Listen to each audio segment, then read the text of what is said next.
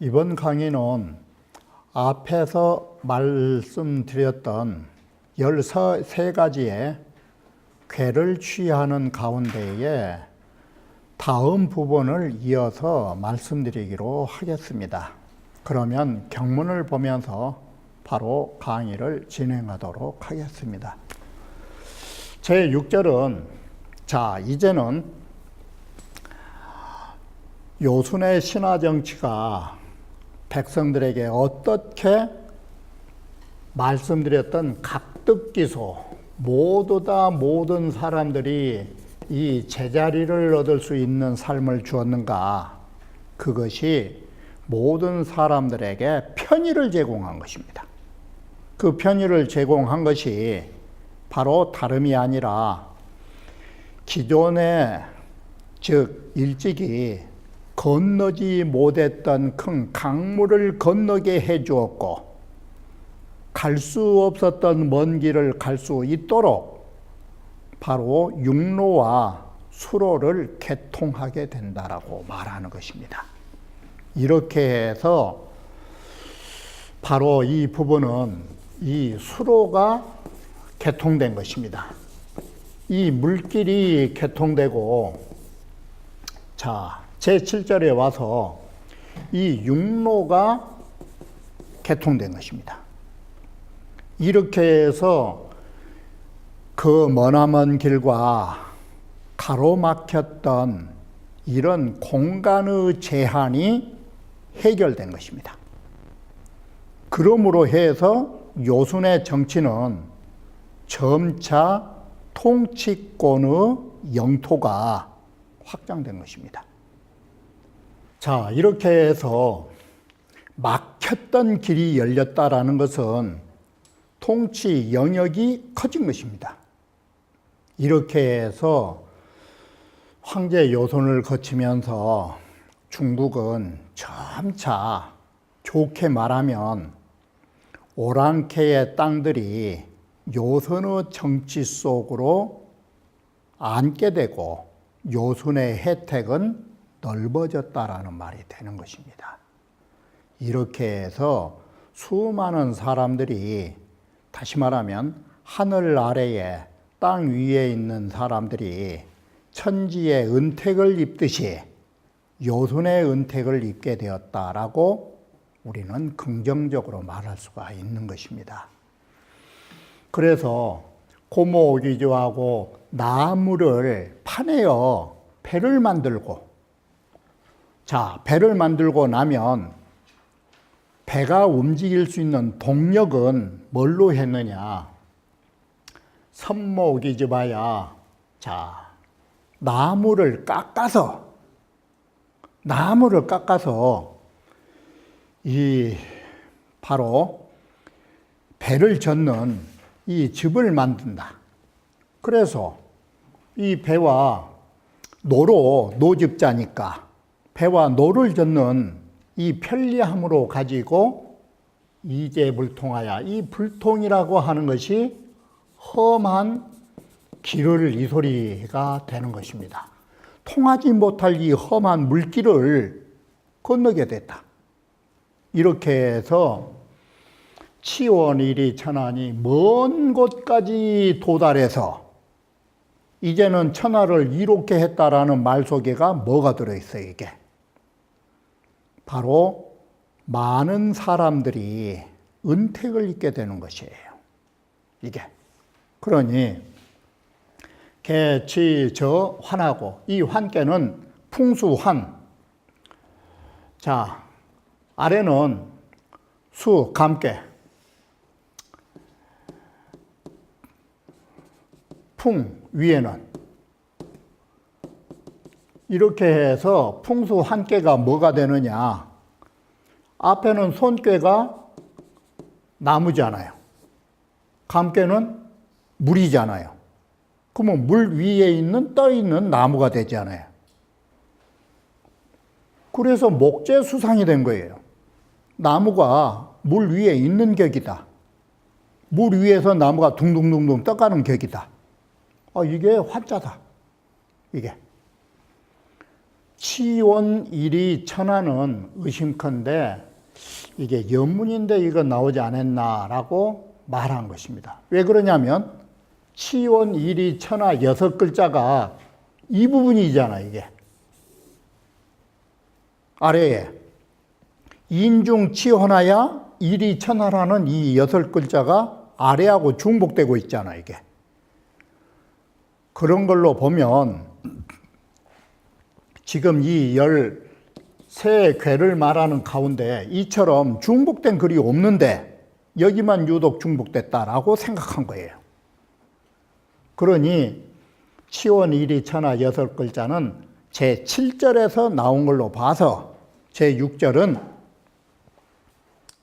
이게 연문으로 안 들어갈 글이 들어갔다라고 생각한 것이에요. 그 제7절은 이제는 소아마를 타고서 저 멀리 가면서도 백성들이 육지길을 가는데 이제 피곤하지 않게 가게 됐다고. 이게. 보고 승마야 소를 부리고 일할 복자니까 소를 부리고 말을 타고서 인중치원이란 말이 뭔 말이냐면 여기에서는 무거운 짐을 이끌고 무거운 짐을 소와 말들이 이끌고 먼 곳까지 가면서 천하를 이롭게 한다는 똑같은 개념이에요.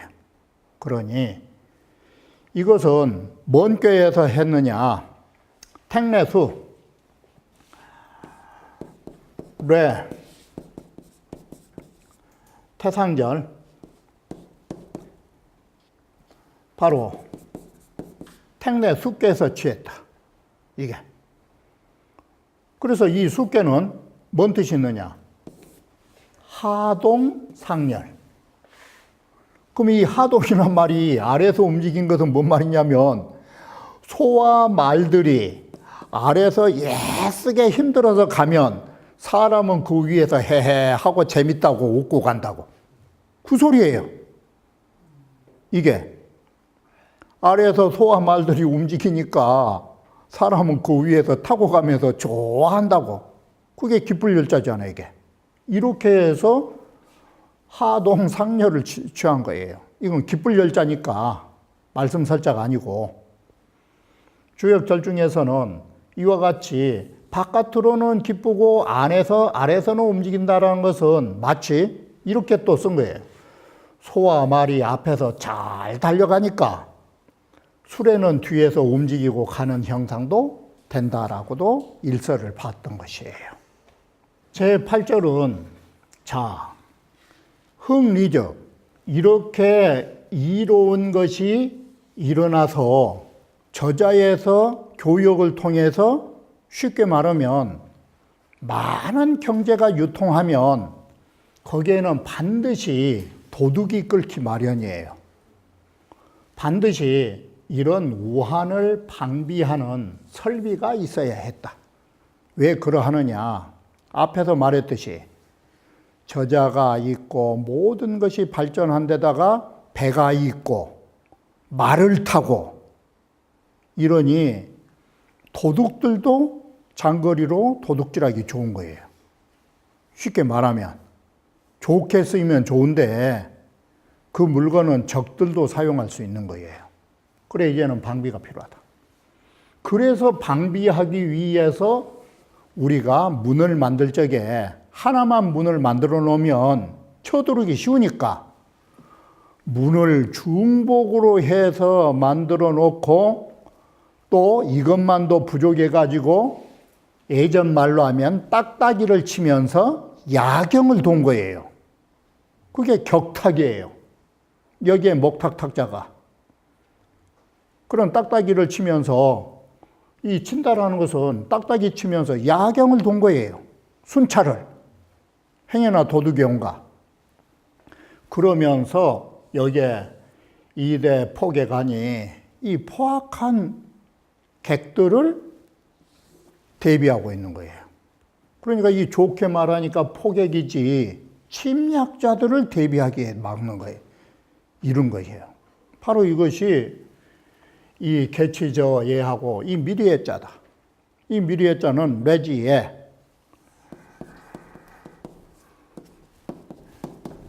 이게 이 레지예께로 말한 것이다. 미리 한다라는. 그 여기에서는 뭔 뜻 맞춰 있느냐? 괴의 이름이 미리하다 뜻이다. 그래 예비지우를 말하고 있다. 그러면 제9절 가면 자 흥리는 이양지내라 이렇게 모든 물자가 이롭게 흥성하는 거 그 내면으로 우리가 다 먹고 살고 하는데 참 편리한 것이다. 단목이저 하고 이제는 나무를 잘라서 방앗공이를 만들고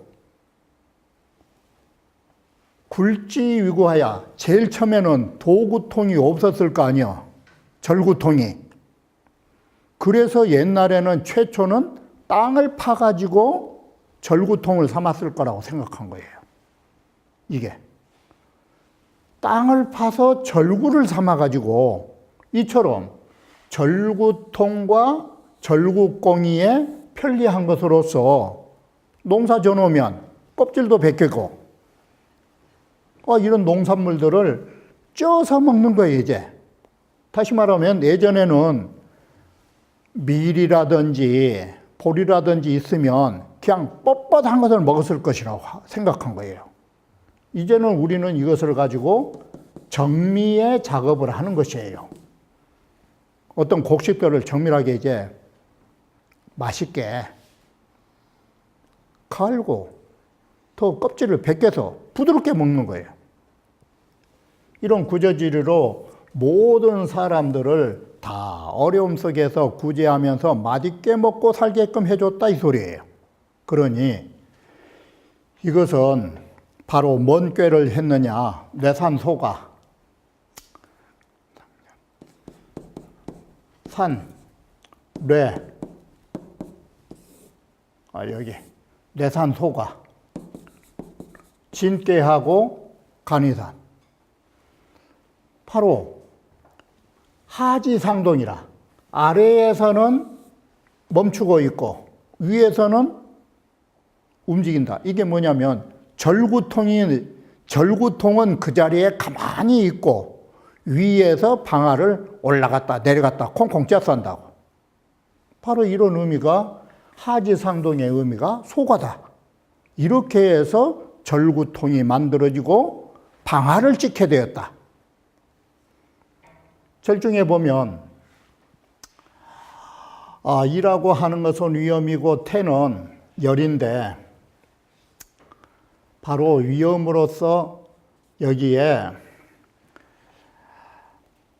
뭔 뜻을 가지고 있느냐.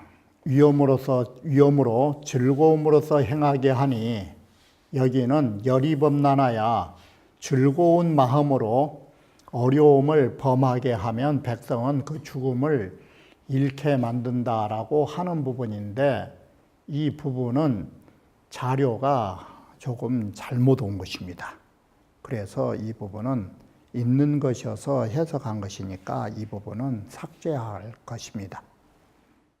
여기에서는 천하의 대의를 바로잡는다라고 하는 것으로 이건 벌써 정벌의 좋은 의미는 천하의 대의를 바로잡은 것입니다. 이게 전쟁의 명분인 것입니다. 천하의 대의를 바로잡고자 전쟁을 일으키는 것입니다.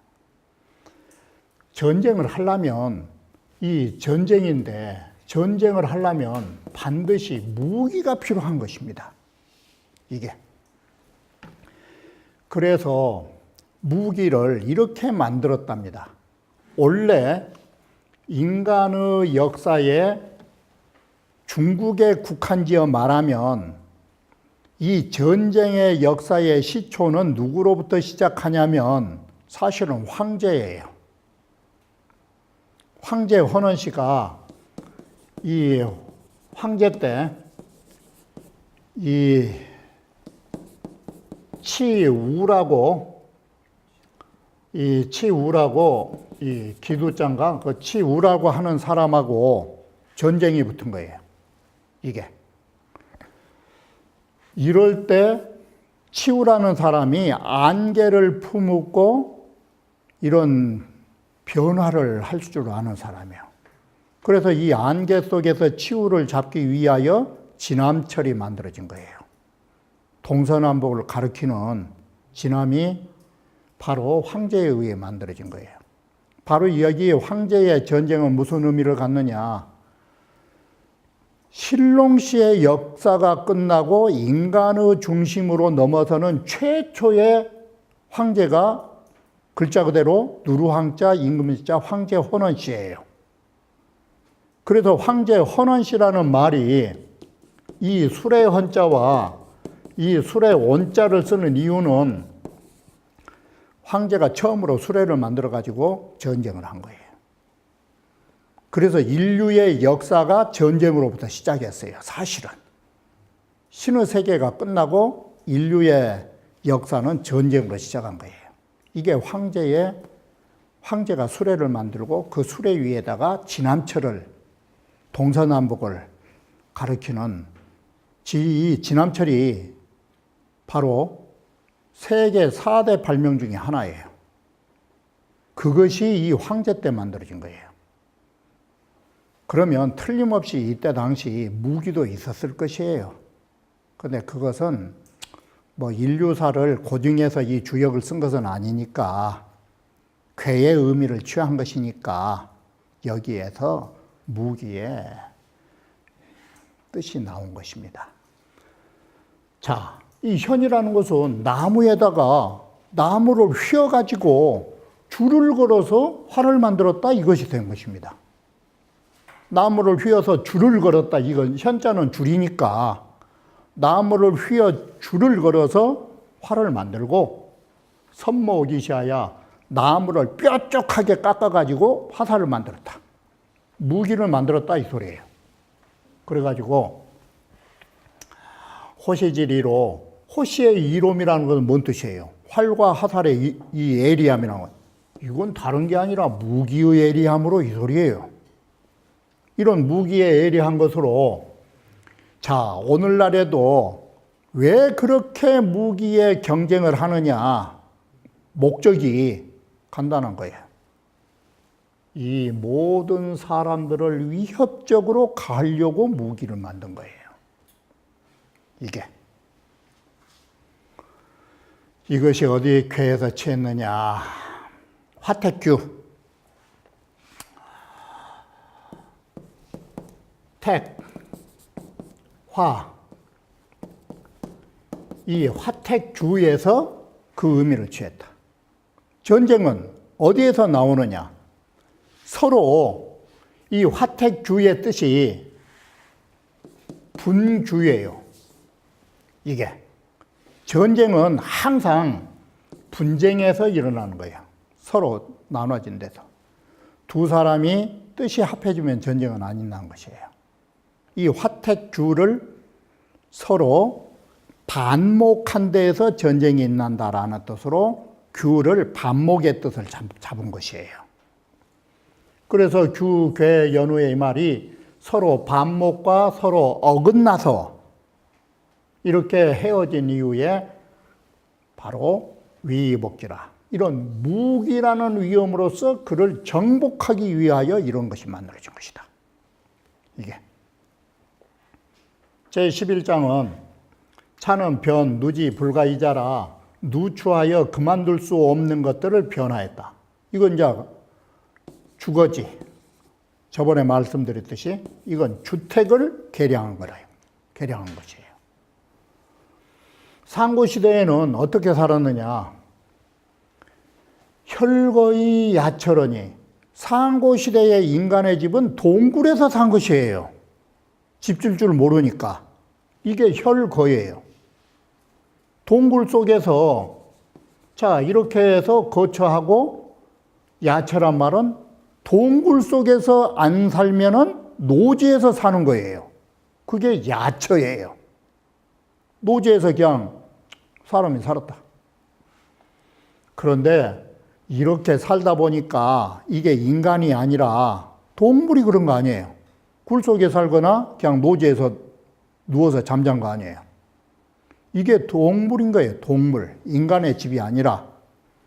그래서 후세 성인이 야, 이래서는 안 되겠다. 역지궁실하야 궁실로 바로 동굴에서 살고 노숙한 걸 바꿔줬다. 이게. 그래서 이 궁실을 어떻게 했느냐. 위에다가 기둥을 걸고 아래다는 또 집을 덮어가지고 이대풍환이 풍어를 막은다가 대한다예요. 이 비바람을 막아주는 이런 집을 만들으니 이게 대장교에서 취한 것이다. 집을 자다가 집이 무너져 버리면 어떨 것이요? 이건 쥐덫이지 않아요. 그래서 집은 단단하게 져야 된다고. 그래, 뇌천대장이라.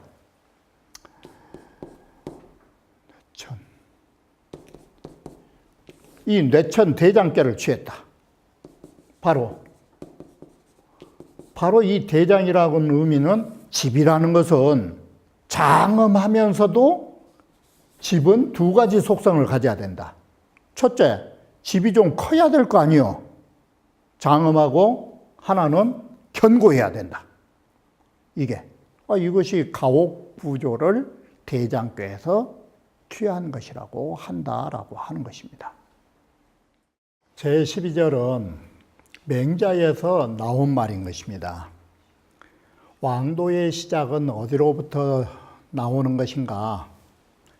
양생송사무감이라고 하는 것입니다. 살아있는 사람이 살아가는 사람이 살아가는데, 그리고 죽은 사람을 보내는데 모두 다 마음에 한이 남지 않도록 넉넉하게 해주는 것. 바로 이것이 왕도 정치의 시작이라고 하는 것입니다.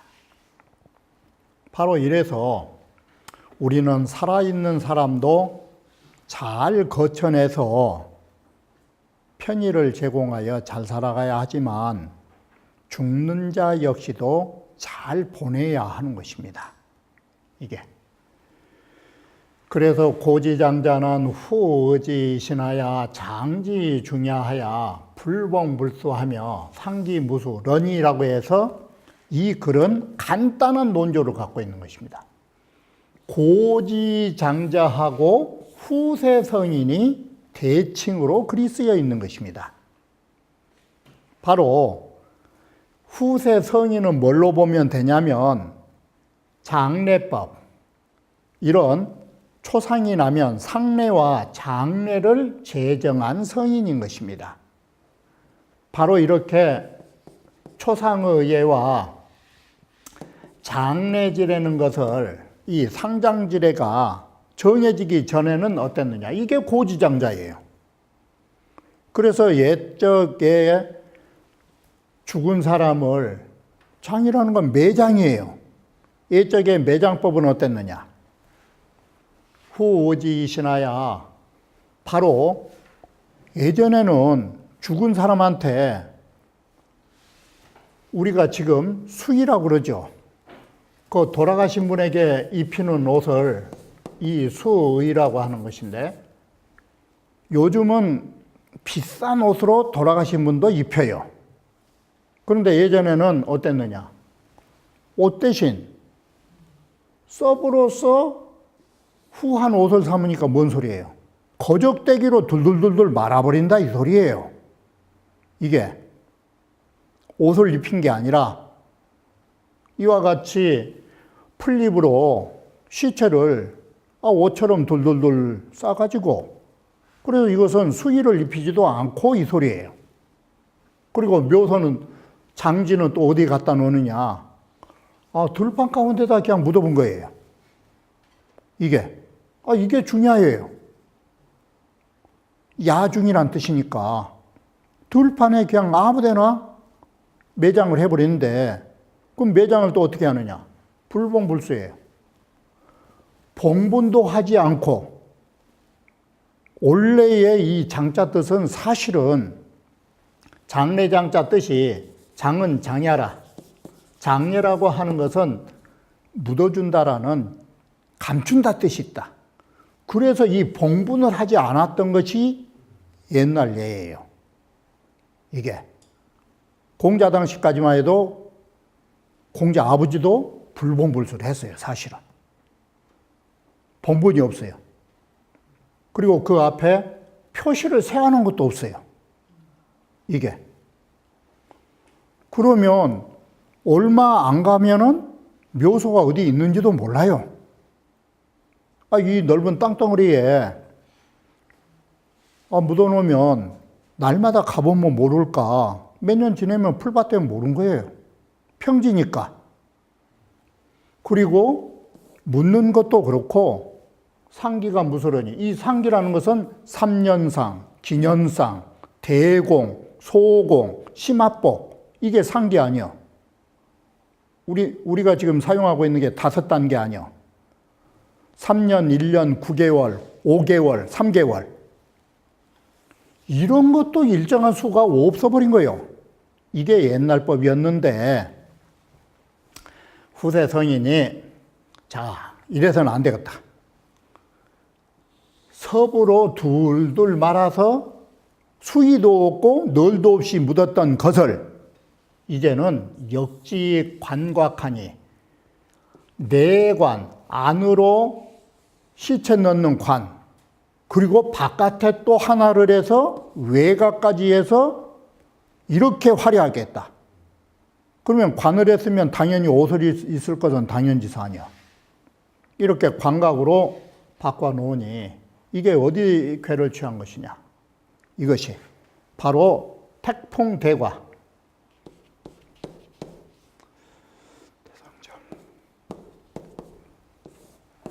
바로 택풍, 이 대곽계에서 취한 것이다. 택풍 대곽계에서. 그러면 이 뜻은 뭘로 받느냐? 송사는 죽은 사람을 우리가 죽은 사람을 이승에서 떠나보내는 것은 대사라고 해서 이 대자를 뽑은 것이에요. 대살은 바로 이 초상은 가장 큰 일인데 대사를 하면서 과어호라 약간 모든 것을 풍족하고 후하게 좀 지나치게 하는 거라고. 이래서 대과를 뽑은 거예요. 이게. 그런데 주역절중에서는 바로 어떻게 했느냐. 관각이라고 하는 것은 왜 우리가 너를 했느냐. 너를 한 이유가 뭐냐. 이것은 이 의미를 취했다라고 글을 봤어요. 나무가 연못 속에 있는 격이니까 사람을 땅속에 묻으면 물기가 있으니까 그것을 막아주기 위하여 나무로 둘러쌌다. 이런 의미로 나무를 습기 있는 연못 속에 있는 그런 의미를 취해서 시체에 바로 습기가 들어오지 못하도록 관을 취한 의미가 된다. 여기 이 뜻은 뭘로 보느냐. 바로 여기에 손꾀가 목이고 위에 꾀가 태꾀잖아 이게. 그러면 연못이 된다 이거예요. 이게. 그래서 물속에 시체를 넣는 격이어서 거기에 습기 못 도도록 그 너를 썼다라는 의미가 나온다. 이 관각이라는 의미가. 그리고 또한 죽은 사람은 어디가 좋은 자리냐. 우리가 죽어가지고 땅 위에서 걸어 다니랍니까? 시체가? 죽은 시체는 어디가 편한 자리인 거는 이토로 위하니라. 흙 속에 들어간 것이 편안한 집이다. 그래서 입이 후에 열지라. 들어간 이후에 기쁘다는 궤덕으로 본 거예요. 손꾀는 들어가다. 땅 속으로 들어가야 태꾀는 기쁘다. 죽은 사람 좋아하는 자리는 땅 속으로 들어가야 기쁘니까 이게 죽은 사람 보내는 장례법에 속한다. 이렇게 해서 이 주역들 중에서 재밌게 바로 대각계에다가 매장법을 연결지어서 설명한 것입니다. 바로 어떻게 보면 너무나 이것이 천차만별이 있지 않나라고 하겠지만 이처럼 우리는 다양한 각도에서 주역을 이해하는 것이 옳은 일이라고 생각하여 이러한 보완 자료를 첨가해 드렸던 것입니다. 그러면 다음 강좌에 이어서 말씀드리기로 하겠습니다.